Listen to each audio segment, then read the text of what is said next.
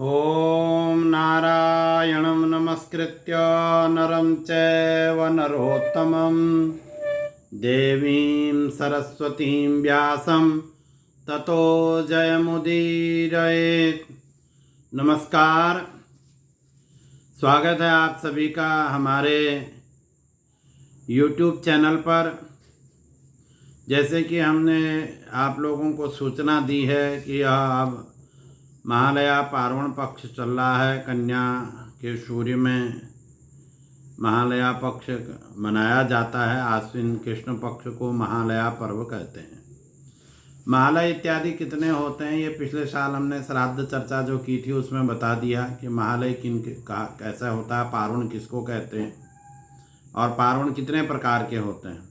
फिर इस वर्ष भी हम प्रसंगवशात इसको कहेंगे आगे, परंतु आज जो हम चर्चा कर रहे हैं वो चर्चा ये है कि जैसे कि बहुत से लोग फ़ोन करके पूछ रहे हैं कि श्राद्ध में क्या करना चाहिए, देवताओं की पूजा होगी कि नहीं होगी।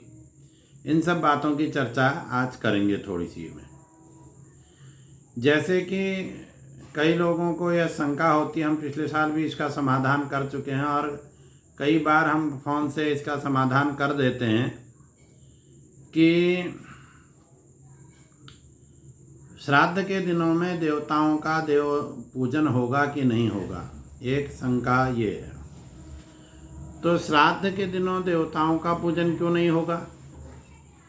क्योंकि श्राद्ध का भी जब प्रारंभ करते हैं तो उसमें भी गणेश जी का स्मरण पहले करते हैं, अभीप सितार सिद्ध्यर्थम इत्यादि मंत्रों से, और भगवान विष्णु का पूजन, उसमें पूजन तो नहीं, भगवान विष्णु के लिए नैवेद्य, विष्णु नैवेद्य परोसा जाता है और उसके लिए तो ऐसा कुछ शास्त्रों में प्रमाण नहीं मिलता कि भगवान की पूजा श्राद्धों में नहीं करनी चाहिए। अवश्य करनी चाहिए। जैसे कि हम आपको प्रारंभ में ही बता देते हैं कि चातुर्मास प्रारंभ होने पर कि ये चातुर्मास चल रहा है और ये पितृपक्ष भी चातुर्मास में ही आता है। तो इसमें देवताओं का अर्चन पूजन जो होगा वो तो होगा ही। उसके अतिरिक्त जो ये विशेष 15 दिन हैं ये पितरों के लिए। तो पार्वण श्राद्ध का जो ये पक्ष है, इसमें जिस समय श्राद्ध कर्म होगा, जिस समय श्राद्ध हो रहा है उस समय शंख नहीं बजाई जाती, उस समय घंटी नहीं बजाई जाती श्राद्ध कर्म होते समय। परंतु प्रातःकाल सायंकालीन समय में जिस समय देवताओं का पूजन का समय है उस समय तो देवताओं का ही पूजन होगा। शंख भी बजेगी, घंटी भी बजेगी। और चातुर्मास चल रहा है, तुलसी लोगों ने लगा रखी है घरों में। 4 महीने तक प्रातःकाल सायंकाल समय में लोग तुलसी को दिया देते हैं। परंतु कुछ लोगों को हम देखते हैं कि वो आजकल 15 दिनों में तुलसी में भी दिया नहीं जलाते, जबकि ये अनुचित है, अप्रमाणित है और प्रमादवशात ये किसी ने चला दिया, ऐसा नहीं। देवताओं का पूजन, देवताओं के पूजन के समय प्रातःकाल होगा, सायंकाल समय होगा और श्राद्ध जिस समय हो रहा है उस समय श्राद्ध कर्म होगा। उस समय शंख घंट नहीं बजा सकते। परंतु जब प्रातःकाल पूजा करेंगे, भगवान की आरती करेंगे, शंख भी बजाएंगे, घंटी भी बजाएंगे, आरती भी भगवान की करेंगे, भगवान को टीका भी लगाएंगे। बहुत लोग कहते हैं हम भगवान को नहला तो रहे हैं, टीका नहीं लगा रहे, तो ऐसा नहीं, टीका भी भगवान का होगा। भगवान का पूजन जिस प्रकार से अन्य दिनों में विधिवत होता है इसी प्रकार से आजकल के दिनों में भी होगा। ऐसा कोई शास्त्रीय प्रमाण नहीं है कि भगवान का पूजन नहीं करना चाहिए।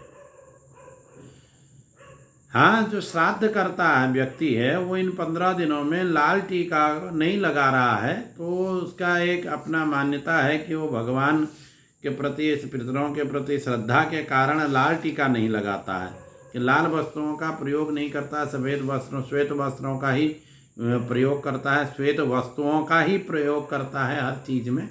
वो एक अपनी मान्यता है। परंतु भगवान को तो लाल टीका भी लगेगा। अब ये तो 16 दिन का लक्ष्मी जी का पर्व भी चल रहा है।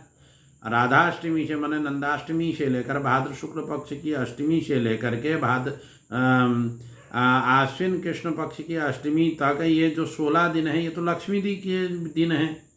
लक्ष्मी का पूजन होता है, इसमें लक्ष्मी का अनुष्ठान करते हैं लोग। तो क्या लक्ष्मी जी का जब अनुष्ठान करेंगे तो गणेश जी का भी पूजन करेंगे, गणेश जी को तो सभी चीज़ चढ़ेगा। ऐसा उसमें कहीं पर ऐसा कोई प्रमाण नहीं है। इसलिए श्राद्धों में श्राद्ध के समय में शंख घंट न बजाएं, हम नहीं बजाना चाहिए।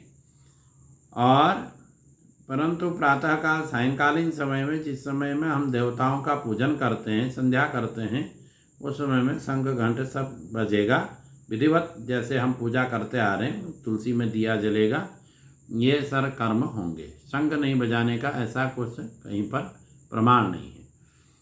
तो श्राद्ध के दिनों में संयम पूर्वक रहना चाहिए। जैसे कि नारदीय बृहद नारदीय पुराण में श्राद्धकर्ता के लिए भी बहुत से नियम हैं, श्राद्ध के भोजन करने वाले के लिए भी बहुत से नियम हैं।